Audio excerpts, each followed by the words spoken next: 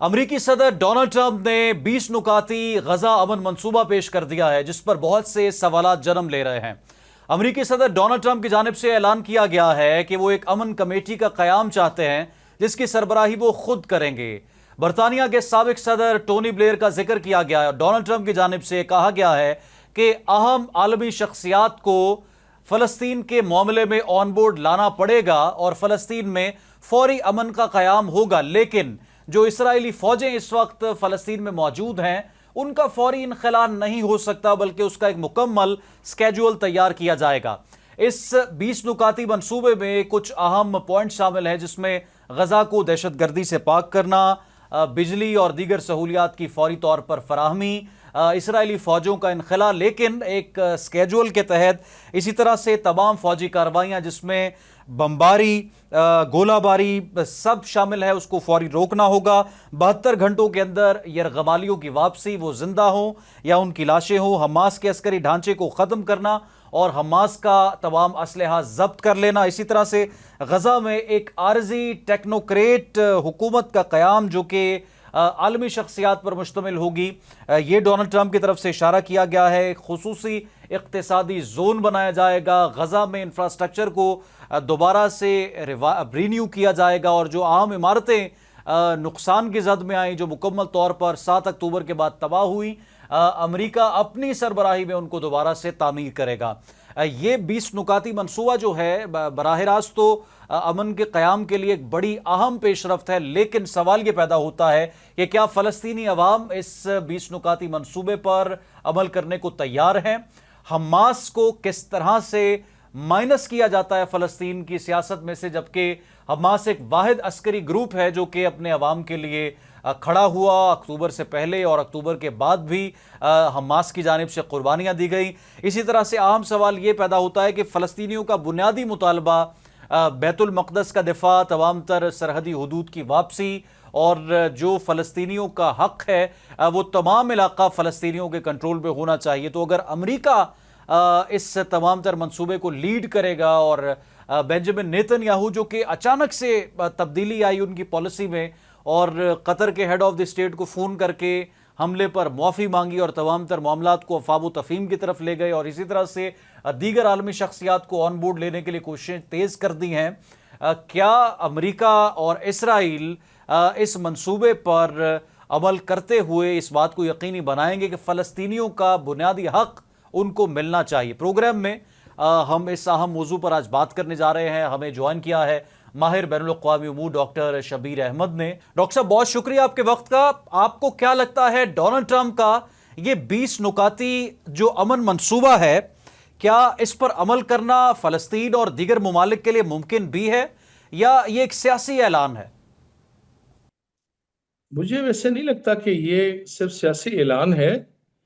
लगता ये है कि इससे पहले इस पे होमवर्क हो चुका है।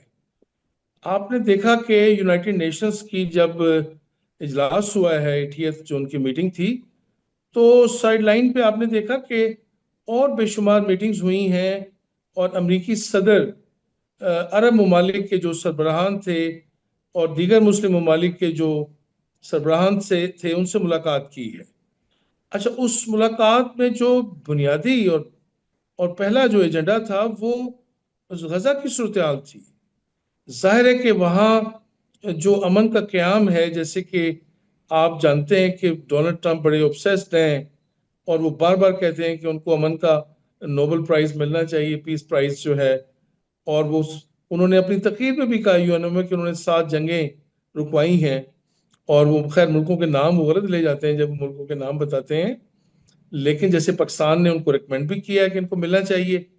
और ये जो मैक्रोन फ्रांस के सदर हैं, उन्होंने तो उनको कहा है कि अगर आप गजा में पीस ले आते हैं तो फिर तो कोई आपका कंपेटिटर नहीं है, आपको मिल जाना है। तो मुझे नहीं लगता कि ये बिल्कुल एक संजीदा कोशिश है। और जैसे कि उन्होंने आपकी लीडरशिप का नाम लिया, वज़ीर आज़म पाकिस्तान का जिक्र किया, field marshal general Asim Munir साहब का जिक्र किया कि ये जो मुलाकातें हुई हैं इसका मतलब ये है कि हमारी क़यादत को भी एतमाद में लिया गया है। और जो दीगर ममालिक हैं, ख़ास तौर पे मैं तुर्की की बात करूँगा और फिर सऊदी अरब और कतर की और जो दीगर अरब कंट्रीज़ हैं, जैसे जॉर्डन है, उनके जो किंग हैं। तो लगता ये है कि ट्रंप ने बल्कि मैं अगर आपको एक और भी बात कहूं कि इससे पहले आपने देखा कि हमास ने एक खबर आई कि उन्होंने खत लिखा है डोनाल्ड ट्रंप को, और उन दिनों खबर ये चल रही थी कि वो खत इस फला दिन तक पहुंच जाएगा उनके पास। तो हमास का भी जो खत है वो उनको मौसूल हो चुका था।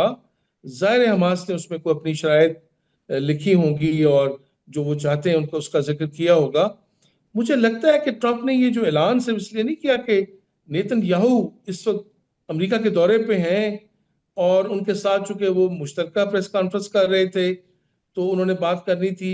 उससे पहले बल्कि आपने देखा कि डोनाल्ड ट्रंप ने नेतन्याहू से कहा कि नहीं, पहले आप फोन करेंगे कतर के जो अमीर हैं उनको, और कतर के जो वजीर आजम हैं, और उनसे आप माजरत करेंगे। और नेतन्याहू ने उस खबर के मुताबिक माजरत की है कतर से, जो इसराइल ने हमला किया था कतर पे, और उसमें एक सिक्योरिटी गार्ड जो कतर का भी था उसकी भी शहादत हुई थी।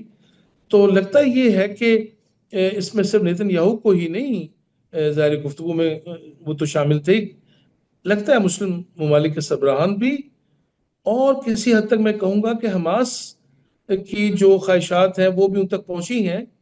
तो मुझे तो ये एक सियासी, जिसको आप पॉइंट स्कोरिंग कहते हैं, वो नहीं लगती। मुझे ये काबिल संजीदा लगती है, इसलिए कि इसमें पूरा एक जो ढांचा बनना है उसका भी जिक्र किया है। उन्होंने टोनी ब्लेयर का नाम तो लिया है जो वज़ीर आज़म रह चुके हैं बरतानिया के, कि उनको भी वो जिम्मेदारी देंगे, लेकिन वो कहते हैं कि ये जो वहां पे जिसका नाम वो बोर्ड ऑफ पीस वो रख रहे हैं, जो एक सेटअप बनेगा, उसकी सरबराही वो कहते हैं कि मैं खुद करूंगा।